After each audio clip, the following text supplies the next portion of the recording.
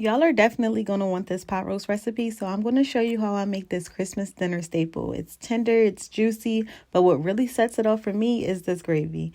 Okay, so I made a simple spice blend to season my roast with after I cleaned and pat dried it. Anytime I season any kind of meat, I always add a little olive oil to help the seasoning stick. And you want to make sure you season both sides really well and let it marinate for at least 2 hours.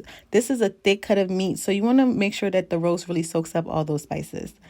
Now, not everyone does this step, but I like to pat on a thin layer of flour on each side to help develop a nice crust on the roast when I'm searing it.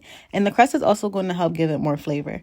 After searing it on both sides for about 4 minutes on medium-high heat, then we're going to add in some beef broth or stock with some onions, fresh garlic cloves, and herbs. If you don't have a Dutch oven or want to use a crock pot, I would just follow all the previous steps and then transfer the roast and the drippings to an oven-safe dish or the crock pot before adding the broth and the veggies.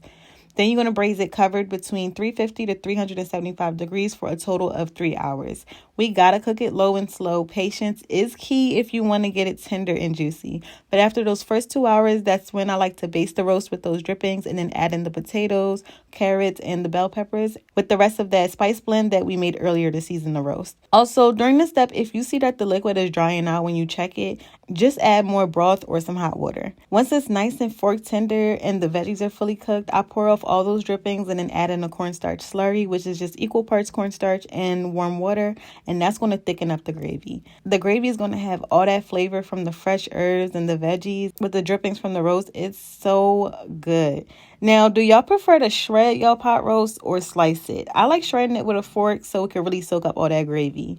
I served it over some garlic and herb rice, and y'all, it's literally the perfect bite. When I'm telling you this roast needs to be on your Christmas menu, I put the ingredients in the caption and the full recipe is already on the website. Please go try it out.